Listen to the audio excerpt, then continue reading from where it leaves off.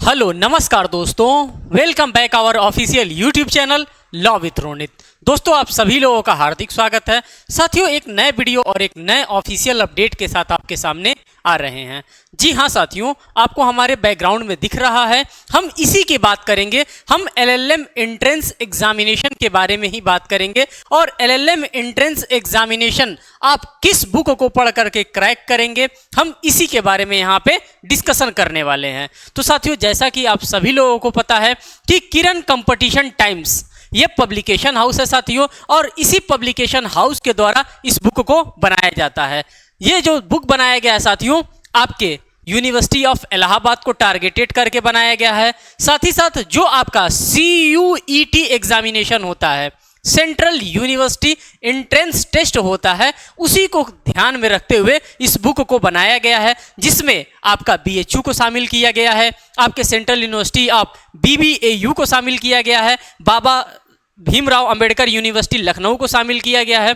इस तरह से जो भी आपके सेंट्रल यूनिवर्सिटीज़ हैं, उन सभी के सभी सेंट्रल यूनिवर्सिटीज़ को CUET में शामिल कर दिया गया है। लेकिन आपको मैं यहाँ पे ये भी बताना चाहूँगा साथियों, ये जो इलाहाबाद विश्वविद्यालय की अगर हम बात करते हैं, यूनिवर्सिटी ऑफ इलाहाबाद की अगर हम बात करते हैं, तो ये साथियों अभी CUET में शामिल नहीं हुआ है, खास करके LLM एग्जामिनेशन के लिए, LLM एंट्रेंस एग्जामिनेशन के लिए। तो जिसका भी सपना है, जिसको भी लगता है कि नहीं मुझे सेंट्रल यूनिवर्सिटी ऑफ इलाहाबाद से LLM करना है, उसके लिए ये बहुत ही बेस्ट बुक होने वाला है। साथ ही साथ जिसको साथियों ये भी लगता है कि नहीं मुझे हिंदी माध्यम से CUET क्रैक करना है, central university common entrance test को क्रैक करना है, तो उसके लिए भी ये बुक काफ़ी हेल्पफुल होने वाला है। साथियों यहाँ पे पूरा का पूरा इस बुक में सिलेबस आपको देखने के लिए मिल रहा है कि आपके जो CUET का जो सिलेबस है, जो यूनिवर्सिटी ऑफ इलाहाबाद का सिलेबस है,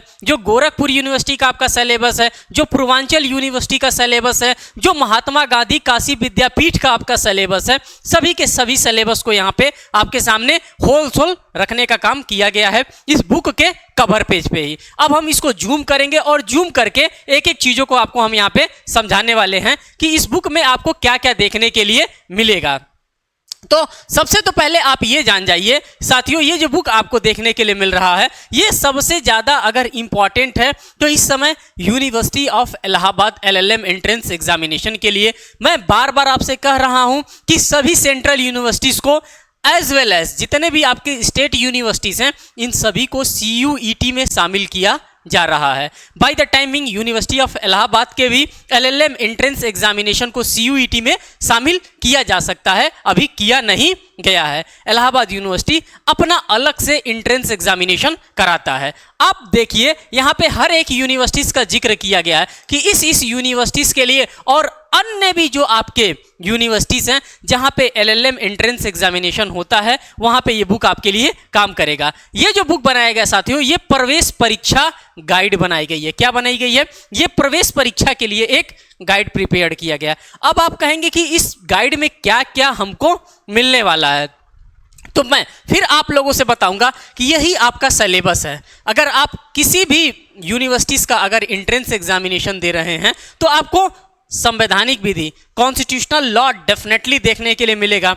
कॉन्स्टिट्यूशनल लॉ का आपका यहाँ पे पूरा का पूरा कॉन्सेप्ट आपको देखने के लिए मिलेगा। कुछ प्रोविज़न वन लाइनर फॉर्मेट में आपको देखने के लिए मिलेगा। साथ ही साथ कुछ ऐसे प्रोविज़न हैं जो आपको डायग्रामेटिकल रिप्रेजेंटेशन के थ्रू आपको यहाँ पर देखने के लिए मिलेगा। साथ ही साथ इसके MCQ भी आपको मिलने वाला है। सिर्फ और सिर्फ मैं ये चीज़ बता करके नहीं जाऊँगा। अभी इस किताब के अंतर्गत, ये किताब है साथियों, इस किताब के अंतर्गत जो भी मटेरियल होगा सब के सब अभी आपको दिखाने वाला यही किताब है। हम इसी किताब के बारे में चर्चा कर रहे हैं साथियों। ये जो मोटा तगड़ा सा किताब आपके सामने दिख रहा है, इसी किताब के बारे में हम चर्चा कर रहे हैं। और इस किताब के अंदर जो भी मटेरियल आपको यहाँ पर दिख रहा है, इन सभी मटेरियल्स को मैं एक एक करके इसी बोर्ड के माध्यम से मैं आपके सामने प्रेजेंट करने वाला हूँ। जितना पॉसिबल हो सकेगा उतना चीज़ मैं आपके सामने इस किताब का मटेरियल रखने वाला हूँ। और ये किताब है किरण कंपटीशन टाइम्स का, और साथियों आपके LLM एंट्रेंस एग्जामिनेशन के लिए बहुत ही ज़्यादा हेल्पफुल है, खास करके हिंदी मीडियम के स्टूडेंट्स के लिए। अब आप देखिए, आपका संवैधानिक विधि आपके एग्जामिनेशन में पूछा जाता है, ये एंट्रेंस एग्जामिनेशन का सबसे फेवरेट है। साथ ही साथ आप देखेंगे कि अंतर्राष्ट्रीय विधि की हम बात करते हैं, इंटरनेशनल लॉ की बात करते हैं, इंटरनेशनल ऑर्गेनाइजेशंस की बात करते हैं, इंटरनेशनल केस लॉस की हम बात करते हैं। तो इनको भी आपके एलएलएम एंट्रेंस एग्जामिनेशन में खास इनको तवज्जो दी जाती है। इनसे भी काफी क्वेश्चंस आपके एग्जामिनेशन में रेस किए जाते हैं। संयुक्त राष्ट्र संघ और उसके अंग की बात करते हैं, हम यहाँ पे डायरेक्ट यूएनओ को कोट करते हैं, यूएनओ को देखते हैं, यूनाइटेड नेशन ऑर्गेनाइजेशन को देखते हैं। जब हम यूएनओ की बात करते हैं साथियों, तो उसके 6 अंग से और जो वहां पे चार्टर बना करके रखा गया है, उसके चार्टर से बार बार आपके एग्जामिनेशन में क्वेश्चन पूछा जाता है। उसको भी आप यहां पर देख रहे हैं कि यहां से भी आपके एग्जामिनेशन में क्वेश्चन बनता है।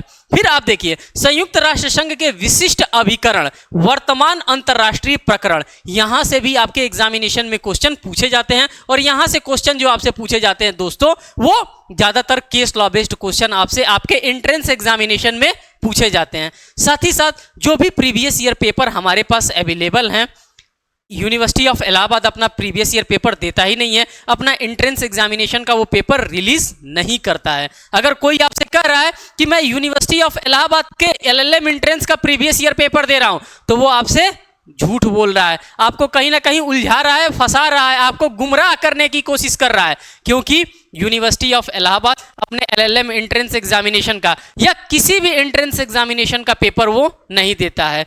पेपर देगा, पेपर कंडक्ट करवाएगा और एट दैट टाइम पेपर वहां पे सबमिट कर लिया जाता है।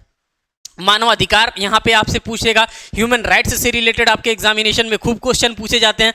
विधि शास्त्र सबसे ज्यादा इसी का वेटेज होता है। अगर हम यूनिवर्सिटी ऑफ इलाहाबाद को सिर्फ और सिर्फ टारगेट करते हैं, तो सबसे ज्यादा आपका अगर कहीं से क्वेश्चन आता है तो इसी ज्यूरिस्प्रूडेंस से आता है। अगर जिसका ज्यूरिस्प्रूडेंस बहुत अच्छे से तैयार है, जो साल्मंड, ऑस्टिन, कैल्सन, इन लोगों को पढ़ने में इंटरेस्टेड है, वो मान के चलें कि यूनिवर्सिटी ऑफ इलाहाबाद में और सीयूईटी के थ्रू जो भी यूनिवर्सिटीज एंट्रेंस एग्जामिनेशन कंडक्ट करवाती हैं, वहां पे आपका एडमिशन पक्का है। क्योंकि इसका वेटेज बहुत ज्यादा होता है अगर हम ज्यूरिस्प्रूडेंस की बात करते हैं। साथ ही साथ ये आपके नेट के भी सिलेबस में शामिल किया गया है। ज्यूरिस्प्रूडेंस को हम देखते हैं, भारतीय दंड संहिता मेजर एक्ट है, ये तो डेफिनेटली पूछा जाएगा। हिंदू लॉ, दोनों के दोनों फैमिली लॉ के आपको रखा गया है, मुस्लिम लॉ को भी रखा गया है, हिंदू लॉ को भी रखा गया है। जो आपके फैमिली से रिलेटेड मैटर्स बनते हैं, उस मैटर से भी आपके एग्जामिनेशन में, आपके खास करके एंट्रेंस एग्जामिनेशन में क्वेश्चन बनते हैं। आप दोनों लॉ को यहां पर देखेंगे और दोनों के दोनों फैमिली लॉ के कैटेगरीज में इसको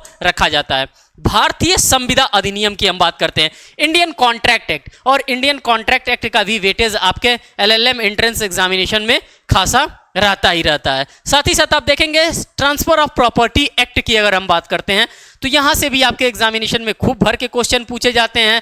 लॉ ऑफ टॉट ऐसा सब्जेक्ट है जहां से आपके एग्जामिनेशन में केस लॉ बेस्ड बहुत सारे क्वेश्चन पूछे जाते हैं। कुछ कॉन्सेप्चुअल क्वेश्चन भी पूछे जाते हैं, वो कोडिफाइड लॉ नहीं है, इसीलिए वहां से सेक्शन बेस्ड आपसे क्वेश्चन नहीं पूछा जाता है। लेकिन केस लॉ बेस्ड और उसके कॉन्सेप्चुअल बेस्ड क्वेश्चन आपसे खूब पूछे जाते हैं। आप देख सकते हैं यहाँ पे साक्ष्य विधि, इंडियन एविडेंस एक्ट से आपसे क्वेश्चन पूछे जाते हैं। पर्यावरण संरक्षण अधिनियम से आपके एग्जामिनेशन में क्वेश्चन पूछे जाते हैं। तो ये पूरा का पूरा आपका लॉ का कोर सब्जेक्ट था और इन्हीं कोर सब्जेक्ट से आपके एलएलएम एंट्रेंस एग्जामिनेशन में क्वेश्चन बनते हैं। और ये जो बुक आप देख रहे हैं साथियों, इसी किरण कंपटीशन टाइम के द्वारा ये बुक निकाला जाता है। अभी मैं आपको कांटेक्ट नंबर भी दे दूंगा, जहां से आप घर बैठे इस बुक को आप ऑर्डर कर सकते हैं। आगे चलिए, आगे देखते हैं। जैसे जैसे हम आगे बढ़ेंगे, वैसे वैसे पूरे के पूरे बुक के कंटेंट को हम देखते हुए चलेंगे। अभी तक आप लोगों ने पूरा का पूरा सिलेबस देखा। अब जब जब हम बुक की बात करते हैं, जब जब हम बुक की रिव्यूज की बात करते हैं, तो मैं आप लोगों से बार बार कहता हूं कि जब आप बुक परचेस करिए तो 10 मिनट उस पर टाइम दीजिए। और टाइम किस प्रकार से दीजिए, किस बिहाफ पे आप टाइम दीजिए, तो आप सबसे पहले बुक के कंटेंट को आप देखिए कि जो कंटेंट हमको प्रोवाइड किया जा रहा है, क्या हमारे प्रीवियस ईयर एग्जामिनेशन में इस टाइप के क्वेश्चन बने हैं कि नहीं बने हैं। सिर्फ और सिर्फ मैं गया हूं बुक लेकर के, नया नया कवर पेज देखा हूं, लेकर के घर पे चला आया हूं, ऐसा मुझे नहीं करना है। मुझे क्या देखना है, तो मुझे उसके पूरे के पूरे कंटेंट का ऑब्जर्वेशन करना है। आप यहां पर देखिए भारतीय संवैधानिक विधि की अगर हम बात करते हैं तो भारतीय संवैधानिक विधि की अगर सिर्फ और सिर्फ हम बात करेंगे तो कौन कौन सा ऐसा टॉपिक है जहां से बार बार हमारे प्रीवियस ईयर एग्जामिनेशन में क्वेश्चन हमसे बने हैं। ये सभी के सभी आपके क्वेश्चन एलएलएम एंट्रेंस एग्जामिनेशन में भी बनेंगे। यही कॉन्स्टिट्यूशनल लॉ की अगर हम बात करते हैं तो जब आप यूपी एपीओ का एग्जामिनेशन देंगे एट दैट टाइम भी आपके लिए इंपॉर्टेंट होगा, या फिर आप जुडिशरी एग्जामिनेशन फेस कर रहे हैं, या फिर आपका एलएलएम कंप्लीट हो गया है, या फिर आप नेट एग्जामिनेशन भी अगर देना चाहते हैं तो वहां पे भी यही आपसे संवैधानिक लॉ पूछा जाएगा। बस क्वेश्चन के नेचर को चेंज किया जाता है। क्या आप ये बताइए, जुडिशरी के लिए अलग से संविधान बना है, एपीओ के लिए अलग से संविधान बना है, यूजीसी नेट के लिए अलग से संविधान बना है, ऐसा कुछ है क्या? ऐसा बिल्कुल नहीं है, एक ही संविधान है। अगर हम कह रहे हैं कि फंडामेंटल राइट हमारा पार्ट 3 में दिया है, आर्टिकल 12 से लेकर के आर्टिकल 35 के बीच में दिया है, तो जाहिर सी बात है अगर एंट्रेंस एग्जामिनेशन में भी हमसे पूछेगा तो वही फंडामेंटल राइट पूछेगा, वही आर्टिकल 12 से लेकर के आर्टिकल 35 के बीच के मटेरियल हमसे पूछेगा। साथ ही साथ उसमें क्या करेगा, उसके क्वेश्चन के नेचर को सिर्फ चेंज करेगा। क्वेश्चन क्या चेंज कर सकता है? आर्टिकल 14 में अगर हमको दे रखा है, आर्टिकल 19 में अगर हमको दे रखा है, आर्टिकल 21 में अगर आर्टिकल सिर्फ और सिर्फ हमसे इंडेक्स वाइज पूछेगा तो मैं इंडेक्स वाइज अपना आंसर दूंगा, अपना इंडेक्स वाइज अपने आंसर की मार्किंग करूंगा। लेकिन जब यही क्वेश्चन आपसे जुडिशरी एग्जामिनेशन में आपसे पूछेगा तो वो reason and assertion based question आपसे पूछ सकता है, आपसे निगेटिव टर्मिनोलॉजीज में क्वेश्चन पूछ सकता है, आपसे केस वाइज क्वेश्चन पूछ सकता है। 4 केस लॉ दे देगा, कहेगा कि अब आप इसको क्रोनोलॉजिकल ऑर्डर में अब इस केस को आप सेट करिए। तो कॉन्सेप्ट जो होता है, जो कोर कॉन्सेप्ट आपका होगा, ये यही होगा। इसके साथ साथ क्या किया जाता है, बाय टाइम आपके क्वेश्चन के नेचर को सिर्फ चेंज किया जाता है। तो संविधान सभा का गठन आपको देखने के लिए मिलेगा, भारतीय संविधान की प्रस्तावना, भारतीय संविधान के स्रोत, ये ऐसे ऐसे टॉपिक है कि अगर आप एक बार तैयार कर लिए तो मान के चलिए कि हर एक एग्जामिनेशन में सोर्सेस से, कॉन्स्टिट्यूशन के सोर्सेस से, प्रियम्बल से, उसके फंडामेंटल राइट्स से, फंडामेंटल ड्यूटीज से, राष्ट्रपति से, यूनियन जुडिशरी से, स्टेट जुडिशरी से, इमरजेंसी प्रोविजन से, आपके राष्ट्रपति के निर्वाचन से, कहां से आपके क्वेश्चन नहीं रेस किया जाता है, ये पूरा का पूरा आप यहां पर देखेंगे। अभी हम अंदर चलेंगे और अंदर के मटेरियल को भी मैं आपके सामने यहां पे रखने वाला हूं। ये संविधान से रिलेटेड हर एक टॉपिक को यहां पे क्लियरिफाई करके रखा गया है। बाय द टाइमिंग आप इसको देख लीजिएगा, और अगर आपको लगता है कि इसका पीडीएफ भी आपके पास होना चाहिए तो आप टेलीग्राम ग्रुप पर जाकर के लॉ विथ रोनित, क्या सी साथियों, law with Ronit, RONIT, law with Ronit आप सर्च कर लेंगे, वहां पे एज यूजुअल आपको इसका पीडीएफ भी मिल जाएगा। अंतरराष्ट्रीय विधि की हम बात कर रहे हैं, इंटरनेशनल लॉ की बात कर रहे हैं। आप कहेंगे कि ये इंटरनेशनल लॉ होता क्या है, किसको हम इंटरनेशनल लॉ कहते हैं, और इंटरनेशनल लॉ में हमसे क्या क्या पूछा जाता है? तो सार्वजनिक अंतरराष्ट्रीय विधि तथा वैयक्तिक अंतरराष्ट्रीय विधि। जब आप पढ़ेंगे किताब को, इसके अंदर के कंटेंट को आप ऑब्जर्व करेंगे तो चीजें जो भी हैं वो आपके सामने और भी क्लियर हो जाएंगी। अंतरराष्ट्रीय विधि का अधिकार क्या होता है, आधार क्या होता है, अंतरराष्ट्रीय विधि का ऐतिहासिक विकास क्या होता है, इसमें भी आपको जूरिस्प्रूडेंस मिलेगा, इसमें भी ऑस्टिन, साल्मन और केल्सन सब कोई इसमें भी मिलेगा, क्योंकि किसी ने अंतरराष्ट्रीय विधि का विरोध किया है तो किसी ना किसी जूरिस्ट के द्वारा इसका सपोर्ट किया गया है। तो ये सारी चीजों आपको कहीं ना कहीं एक दूसरे से जुड़ा हुआ है और एक दूसरे के साथ ही आपको पढ़ने की आवश्यकता है। संयुक्त राष्ट्र संघ और उसके अंग की हम बात कर रहे हैं।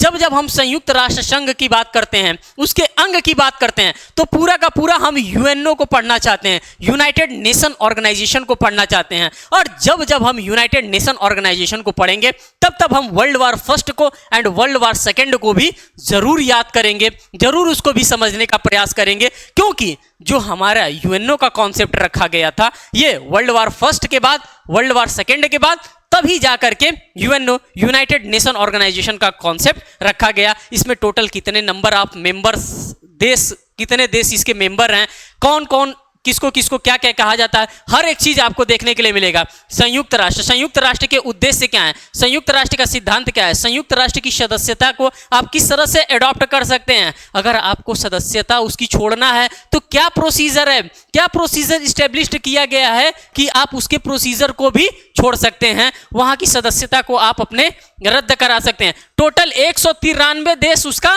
मेंबर है, किसका, अगर हम यूएनओ की बात करते हैं, यूनाइटेड नेशन ऑर्गेनाइजेशंस की बात करते हैं। अब आप सोच सकते होंगे कि धरती पे कितने देश हैं, 193 देश तो सिर्फ और सिर्फ इसी यूनाइटेड नेशन ऑर्गेनाइजेशंस के मेंबर है, तो इसकी महत्वता कितनी होनी चाहिए, कितना इसका महत्व है कि आपके सिर्फ और सिर्फ एक टॉपिक यहां से लेकर के पूरा यहां तक का सिर्फ और सिर्फ संयुक्त राष्ट्र और उसके संघ के बारे में, उसके अंग से रिलेटेड पूरा का पूरा मामला यहां पे दे रखा है। और ये आपके एंट्रेंस एग्जामिनेशन में पूछे ही जाते हैं, खास करके एंट्रेंस के बाद जैसे ही आपका एलएलएम कंप्लीट हो जाएगा, यूजीसी नेट के भी सिलेबस में इसको रखा गया है, ये पीछा नहीं छोड़ने वाला है। जुडिशरी के एग्जामिनेशन में भी आपको मिलेगा, पीछा बिल्कुल नहीं छोड़ेगा।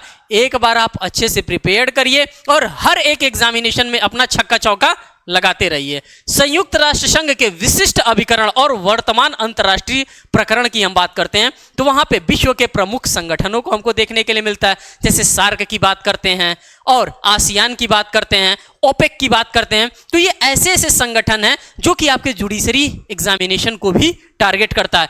हर एक चीज उसी तरह से उसी मैनर में यहां पे रखा गया है कि आप एक बार पढ़िए और बार बार उसका इस्तेमाल करिए, बार बार आपको इस्तेमाल करना ही करना है, इसीलिए इन सभी चीजों को यहां पे रखने का काम किया गया है। बात कर रहे हैं मानवाधिकार की, सबसे ज्यादा इंपॉर्टेंट अगर कुछ होने वाला है देश में तो यही मानवाधिकार होने वाला है। और मानवाधिकार से आपके एग्जामिनेशन में एक बार नहीं, दो बार नहीं, 85 बार आपके एग्जामिनेशन में क्वेश्चन पूछा गया है, बस क्वेश्चन के नेचर्स को चेंज किया गया है। जहां जहां एंट्रेंस एग्जामिनेशन के पेपर आपको मिलते हैं वहां वहां के पेपर आप एक्सट्रैक्ट करिए और वहां के क्वेश्चन पूछने के नेचर को आप देखिए। अगर मानवाधिकार से क्वेश्चन आ रहा है, क्वेश्चन तो वही बनेगा। अगर आर्टिकल बेस्ड कोई क्वेश्चन आ रहा है, उसके सेक्शन बेस्ड कोई क्वेश्चन आ रहा है तो क्वेश्चन तो वही बनेगा, सिर्फ पूछने का तरीका सबका अलग होता है। ठीक, जूरिस्प्रूडेंस की बात करते हैं। इन साहब के वेटेज के बारे में मैंने ऑलरेडी आपसे बता दिया है कि साहब का क्या वेटेज है। अगर हम जुडिशरी एग्जामिनेशन को देखते हैं या फिर नेट एग्जामिनेशन को यहां पर देखते हैं या फिर एलएलएम एंट्रेंस एग्जामिनेशन को अगर हम देखते हैं तो इनका वेटेज बहुत ही ज्यादा है। जूरिस्प्रूडेंस की अगर हम बात करते हैं, इन पे तो आपको विशेष फोकस करने की आवश्यकता है। आगे हमारा भारतीय दंड संहिता, लॉर्ड मैकाले साहब यहां पे आ गए हैं और इनको कैसे आप छोड़ सकते हैं, यही तो आपको अच्छा नंबर दिलाएंगे, यही तो आपकी नैया पार लगाएंगे। तो लॉर्ड मैकाले साहब ने जो जो कहा है, जो जो सिखाया है वो आपको करते हुए चलना है, उसी रास्ते पे चलते हुए चलना है। तो इनको भी पढ़ने की आपको अच्छी खासी आवश्यकता है। साथ ही साथ आप दोनों लॉ को देखिए, दोनों के दोनों फैमिली लॉ की हम बात करते हैं तो यहाँ पे आपको देखने के लिए मिलेगा कि फैमिली लॉ में हमसे क्या क्या चीज़ ज़्यादा पूछा जा रहा है। सबसे ज़्यादा आप देखेंगे तो डाइवोर्स के केसेस आपको मिलेंगे, चाहे वो हिंदू लॉ की बात करेंगे चाहे वो हम मुस्लिम लॉ की बात करते हैं। यहाँ पे ये ऐसे टॉपिक है जहाँ पे आपसे बार बार क्वेश्चन पूछा जाता है। डाइवोर्स, जब आप कोर्ट में भी जाएंगे, जब आप कोर्ट को भी ऑब्जर्व करेंगे, जब आप मीडिएशन एंड कॉन्सिलिएशन सेंटर जाएंगे वहां पे आप देखेंगे कि इस टाइप के मामले हमको डेली 50 मामले कोर्ट के अंतर्गत देखने के लिए मिलता है। तो इसका जो विवाह विच्छेद का जो मामला है साथियों, ये बहुत ही ज्यादा इंपॉर्टेंट मामला है और इन सभी चीज़ों को हमें पढ़ने की आवश्यकता है, अपने जुडिशरी के लिए भी, अपने यूपी एपीओ के लिए भी, या किसी भी स्टेट के एपीओ एग्जामिनेशन के लिए, जिस चीज़ के लिए आप प्रिपरेशन कर रहे हैं उन सभी चीज़ों के लिए ये काफ़ी इंपॉर्टेंट होने वाला है।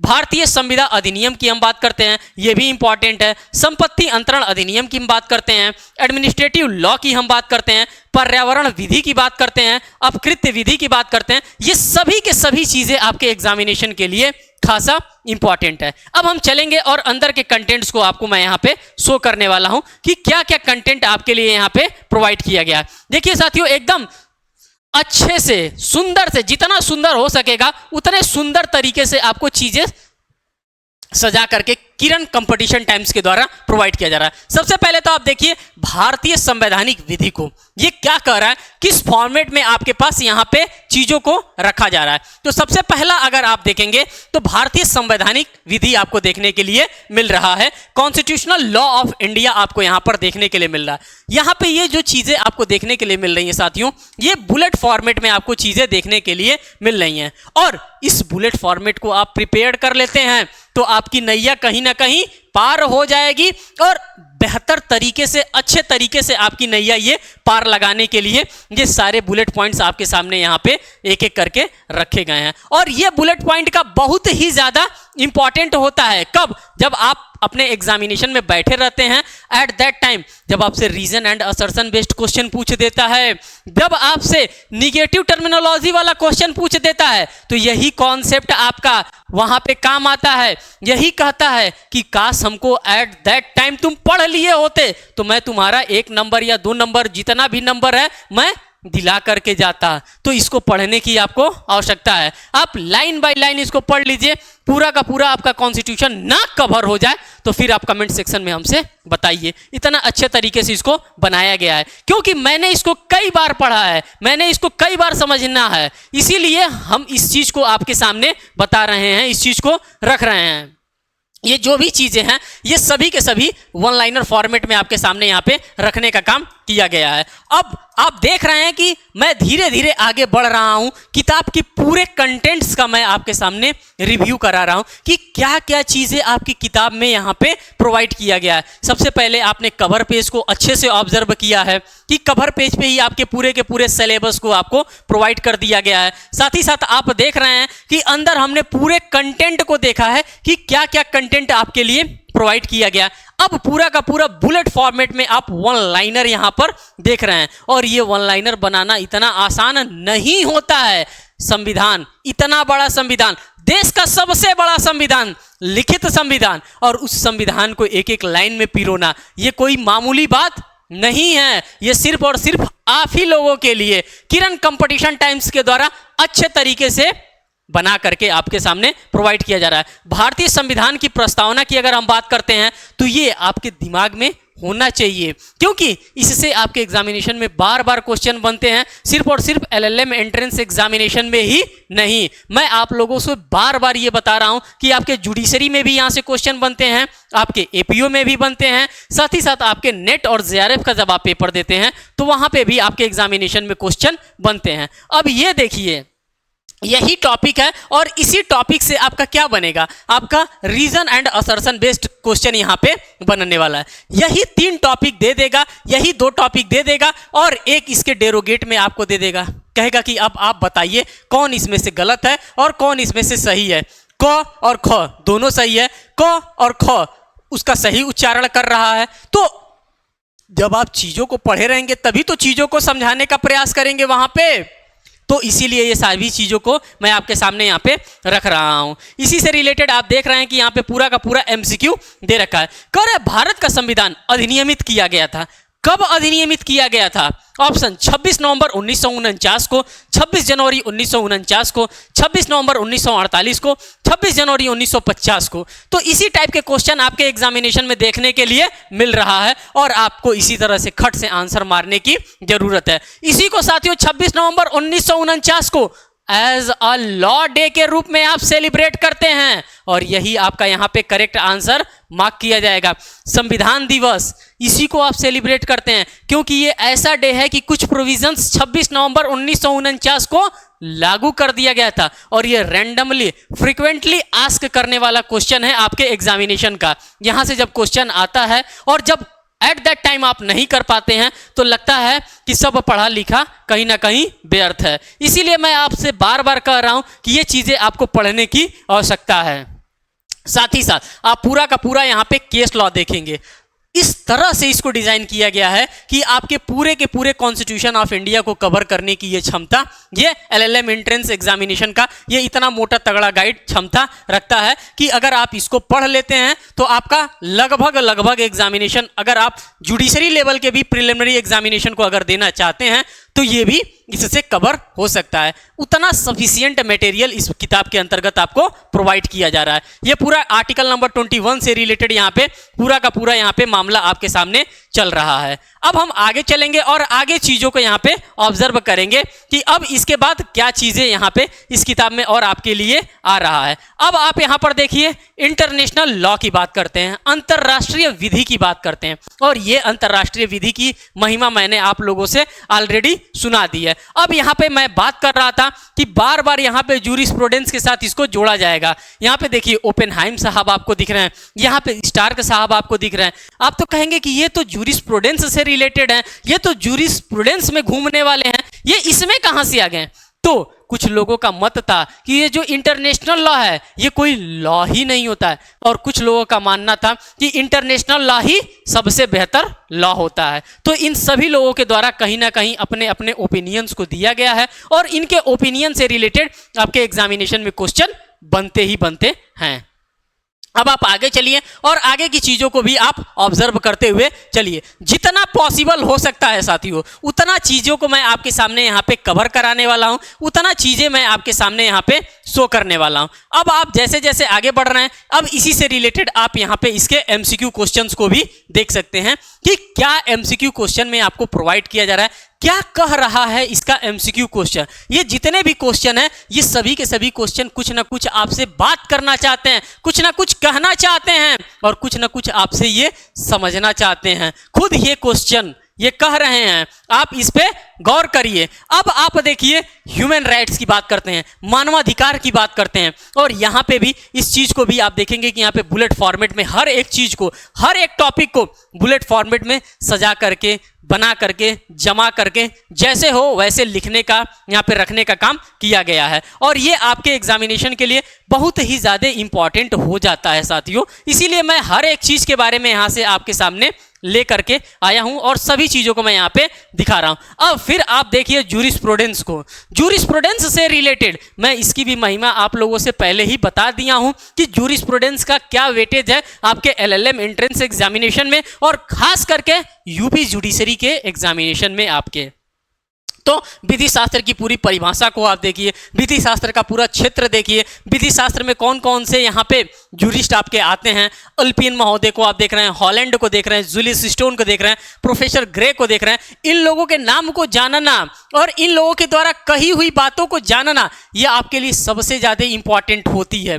अगर आप इन लोगों के द्वारा कही हुई बातों को अगर आप समझ गए हैं, अगर इन लोगों के द्वारा कही हुई बातों को आप अच्छे से समझा सकते हैं एग्जामिनर को, तो आप वहाँ से अच्छा सा नंबर भी गेन कर सकते हैं, और ये आपके लिए बहुत ही ज़्यादा इंपॉर्टेंट होता है। भारतीय दंड संहिता जो कि आप लोग 50 बार इसको पढ़ चुके होंगे आज तक, अगर आपने एलएलबी क्वालिफाई कर लिया होगा तो ये मैं प्रिज्यूम कर रहा हूं, और यही प्रिजम्पशन होना भी चाहिए कि एक लॉ का स्टूडेंट है और आईपीसी अच्छे से वो धूमधाम से पढ़ा होगा। तो जो भी चीजें हैं साथियों इस किताब में, जो भी कंटेंट हो सकते हैं, उन सभी कंटेंट्स का मैंने आपके सामने एक एक करके रिव्यू कराने का प्रयास किया। जो भी चीजें हो सकती हैं सभी चीजों को मैं आपके सामने लाने का, दिखाने का प्रयास किया हूं।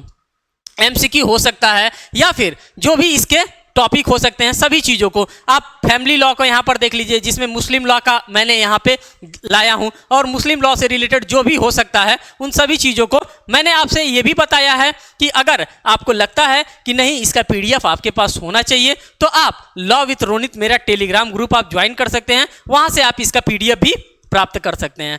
अब हम आगे चलेंगे और देखेंगे साथियों कि किरण कंपटीशन टाइम्स के द्वारा कौन कौन सी किताबें और आपके लिए आपके एग्जामिनेशन को टारगेटेड करके निकाली जाती हैं, क्योंकि इन सभी चीजों का जानना आपका राइट है। जब आप बेहतर चीज को नहीं जानेंगे तो आप बेहतर चीज को परचेज नहीं कर पाएंगे। बेहतर चीज को जब तक आपके पास होगा नहीं तब तक आप चीजों को अच्छे से इस्तेमाल नहीं कर सकते हैं। तो आप अगर लॉ की प्रिपरेशन कर रहे हैं तो ये एलएलएम एंट्रेंस गाइड आपके लिए इंपॉर्टेंट है। अगर आप हिस्ट्री पढ़ना चाहते हैं तो हिस्ट्री की भी किताब, इकोनॉमिक्स की भी किताब, राजनीति विज्ञान की, कृषि की, दर्शन शास्त्र की, भारत संविधान एक नज़र अवलोकन, ये सभी की सभी किताबें जो आप यहाँ पर देख रहे हैं साथियों, ये सभी की सभी किताबें इसी सिर्फ और सिर्फ इसी किरण कंपटीशन टाइम्स के द्वारा निकाला जाता है।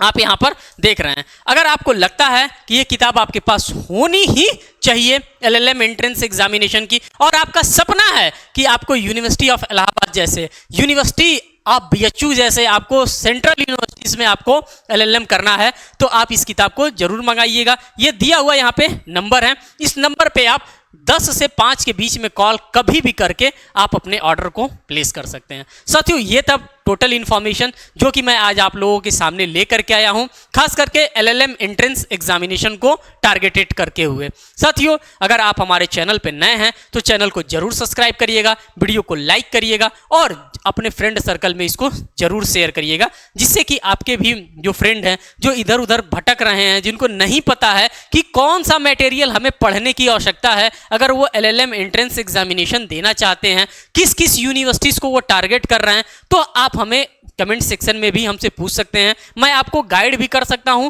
कि कहां कहां के लिए आपको टारगेट करना पड़ेगा, किस किस यूनिवर्सिटीज़ को आप टारगेट करेंगे तो वहां पे बेहतर माहौल आपको मिलेगा। हर एक चीज़ के बारे में मैं आपको गाइड कर दूंगा। फिर मिलेंगे एक नेक्स्ट वीडियो में एक नेक्स्ट अपडेट के साथ, तब तक के लिए धन्यवाद।